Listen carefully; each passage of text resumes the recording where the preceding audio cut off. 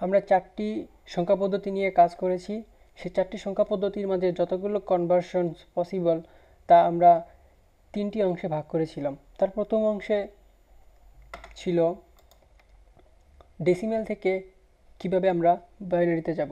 Decimal থেকে বাইনারিতে hexadecimal এবং অক্টালে যাওয়ার পদ্ধতি একই রকম, তো আমরা এটা আগের ভিডিওতে দেখেছি। আজ আমরা দেখব কিভাবে হেক্সাডেসিমেল বাইনারি অক্টাল থেকে আমরা ডেসিমেলে ফিরে আসবো। তো একটা উদাহরণের সাহায্যে আমরা বোঝার চেষ্টা করি। এখানে আমরা দেখতে পাচ্ছি বাইনারি, অক্টাল এবং হেক্সাডেসিমেল এর যে কোনো একটি থেকে আমরা ডেসিমেলে যাব। তো এখানে আমি কিছু যা লিখেছি এটা হয়তো বা সহজে বোধগম্য হবে না, তো আমরা এক্সাম্পলের সঙ্গে সেটা বোঝার চেষ্টা করি। এখানে আমি বোঝাতে চাচ্ছি যে যেই সংখ্যা পদ্ধতি থেকে আমি ডেসিমেলে যেতে চাচ্ছি। তো এখানে দেখুন আমি এখানে একটা এক্সাম্পল দিয়েছি, তাকে বাইনারি থেকে আমি ডেসিমেলে যেতে চাচ্ছি। এখানে আমি কিভাবে আমি যাব, সরি ওকে, এখানে আমি কীভাবে যাব, আমি লিখেছি ইন্টিজারের প্রথম অঙ্ক। এখন আমাকে এখানে দেখতে হবে ইন্টিজারের প্রথম অঙ্ক, এখানে এখানে 1 সেটা লিখেছি, গুণ বেস, গুণ বেসটা হলো যেটা থেকে যাচ্ছি সেটারই বেস, বেস 2। আমরা বাইনারি থেকে ডেসিমেলে যাচ্ছি, বেস 2। এখন আমি এখানে পাওয়ার হিসেবে লিখেছি ইন্টিজারের মোট অঙ্ক সংখ্যা -1। ইন্টিজারের মোট অঙ্ক সংখ্যা আমরা 1 2 3 4 5, সো 5 - 1 = 4, সেটাই আমি এখানে লিখেছি। দেন প্লাস, এরপরে আবার বাকি অংশটুকু একইভাবে দ্বিতীয় অঙ্ক ছিল 0 লিখেছি, গুণ বেস, দেন পাওয়ার, মোট অঙ্ক সংখ্যা -2, এভাবে -3 4 এভাবে চলতে থাকবে। তো এটা যদি আপনাদের কাছে কঠিন মনে হয় এভাবেও করতে পারেন। প্রথমটার সঙ্গে পাওয়ার গুণ হবে 0, তারপরে 1 2 3 4। দেখুন এই জন্যই আমি সবগুলো থেকে মাইনাস করতেছিলাম। আমি যদি লাস্ট সংখ্যাটিকে দেখি, লাস্ট সংখ্যাটিকে আমি 0 লিখব, তারপরে 1 2 3 4। সো আমার প্রথমটা থেকে 0 থেকে শুরু হবে, 0 1 2 3 4, এটা পাওয়ারের জন্য। অথবা আপনি এইভাবেও লিখতে পারেন, মোট যতগুলো আছে হিসেব করে -1 এটা থেকে স্টার্ট করে দিলেন, তারপরে 3 2 1 এভাবে দিতে থাকবেন। এখন just calculation, 2 to the power 4 = 16, এটা 0 0 2 4 2 0 22। এভাবে আমরা ইন্টিজারের পার্টটুকু করে ফেলতে পারি। এখন আমরা দেখব কিভাবে ফ্র্যাকশনেরটা করতে পারি। এখানে আগের মতোই আমি বোঝাচ্ছি কোনটা থেকে আমরা যাচ্ছি। তো এখানেও আগের মতোই ফ্র্যাকশন অংশটুকু থাকবে আগে ইন্টিজারের জায়গায়, তারপরে বেস, কোথায় যেতে চাচ্ছি। তো সেম আগের অংশটুকুর মতোই সব কিছুই সেম, প্রথম অঙ্ক সংখ্যা, তারপরে বেস। কিন্তু এখানে শুধু খেয়াল করতে হবে আগে আমরা ছিলাম যতগুলো সংখ্যা আছে তত হিসেব করে -1 থেকে আমরা পাওয়ার দিতে যাচ্ছিলাম, বাট এটার সময় আমরা দেখব দশমিকের পরে যে সংখ্যা সেটা ফার্স্টে -1, তারপর এটা -2 -3। এটা নর্মালি যেভাবে যাই আমরা সেভাবেই কাউন্ট করব। এটা অনেক ইজি, আগেরটা মনে রাখলেই আমরা এটা ইজিলি বুঝতে পারবো। প্রথমটাতে -1, পরেরটাতে -2, তারপর এটাতে -3, এভাবে চলতে থাকবে যত পর্যন্ত। এরপরে শুধু এখন আমরা ক্যালকুলেশনটা কমপ্লিট করব, আপনারা দেখে নেবেন, তাহলেই আমরা পেয়ে যাবো। এটা অনেক ইজি। এখন আমরা দেখে ফেললাম কিভাবে বাইনারি থেকে ডেসিমেলে যাওয়া যায়। এখন আমাদের বাকি আছে অক্টাল এবং হেক্সাডেসিমেল। চলুন আমরা এটা দেখে নিই।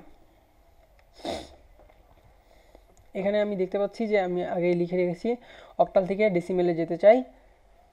আমরা 34.56 এটা অক্টাল নাম্বারকে আমরা ডেসিমেলে কনভার্ট করতে চাই। তো আমরা যেটা দেখেছিলাম ইন্টিজার পার্ট এবং ফ্র্যাকশনের পার্টটা আমরা আলাদা করে লিখব। তো এখানে আমরা ইন্টিজার পার্টটা লিখে ফেলি 34। এটা যেভাবে আমাদের লিখব, প্রথম অঙ্ক সংখ্যা এখানে 3 গুণন বেস 8 পাওয়ার, এটা সংখ্যা আছে 2টি, সো প্রথমটাতে হবে 0, পরেরটাতে 1,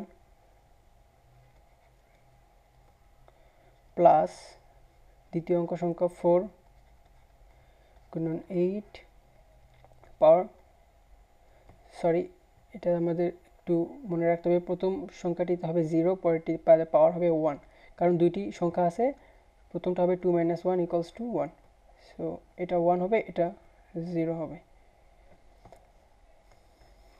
দেন এখন আমাদের ক্যালকুলেশন,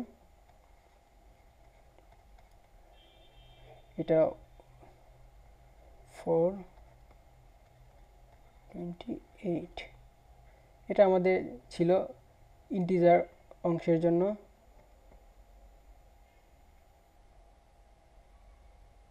এখন আমরা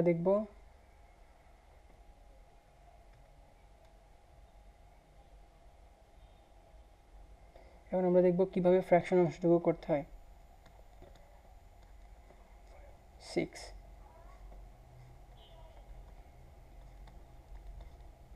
10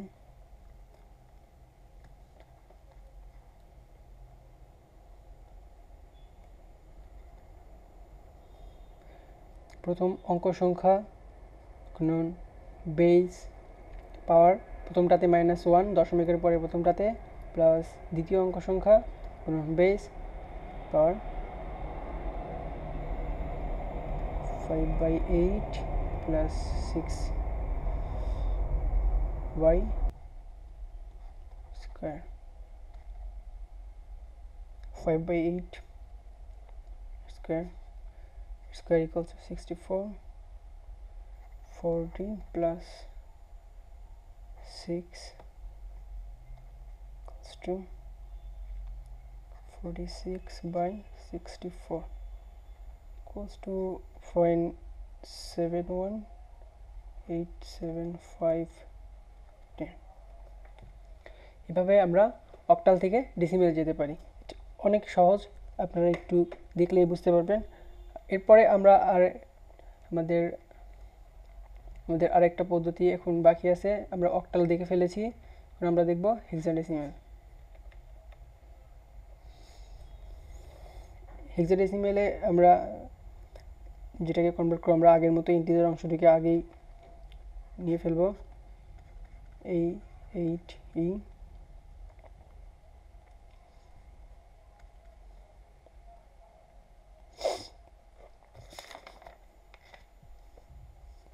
আমরা হিসাবের জন্য লিখব, আমরা 8 এর জন্য আমরা ভ্যালু জানি 10, প্রথম অঙ্ক সংখ্যা গুণন বেস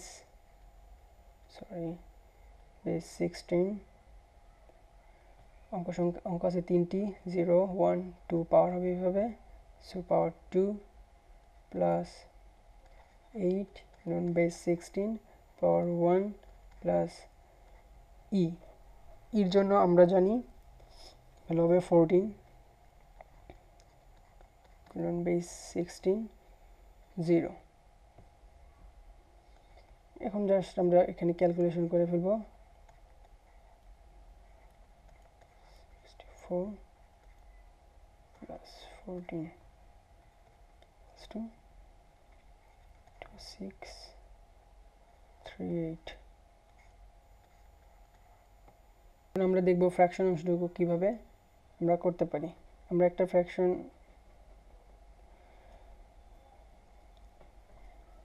আচ্ছা আমরা আরেকটি পূর্ণ অঙ্কই নিয়ে নিই, 1ac.48, আমরা একটি নতুন সংখ্যা নিয়েছি, এটা থেকে আমরা ডেসিমেলে যাব, এটাতে ইন্টিজার পার্টও আছে, ফ্র্যাকশনের পার্টও আছে, আমরা একসঙ্গে করে ফেলবো এটি। সো আমাদের প্রথম অঙ্ক সংখ্যা গুণন বেস, এখানে আছে 3টি, সো আমাদের পাওয়ার হবে 2 ফার্স্টে, দেন এর জন্য 10 গুণন 16 1 প্লাস সির জন্য 12 গুণন 16 0 প্লাস 4 এর জন্য 4 গুণন বেস -1 প্লাস 8 গুণন বেস -2।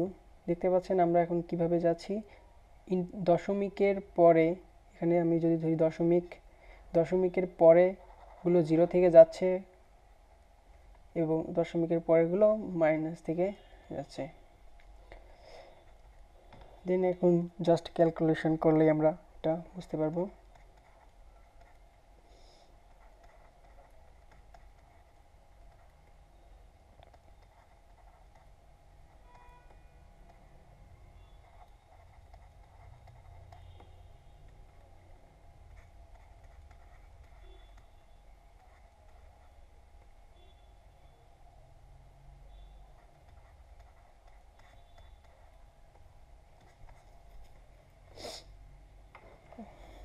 এভাবে আমরা খুব সহজেই কনভার্ট করতে পারি। পরবর্তী ভিডিওতে আমরা আমাদের লাস্ট অংশটুকু দেখব, কিভাবে অক্টাল, হেক্সাডেসিমাল এবং বাইনারি এদের নিজের মাঝে কিভাবে এরা কনভার্ট করবে। ধন্যবাদ।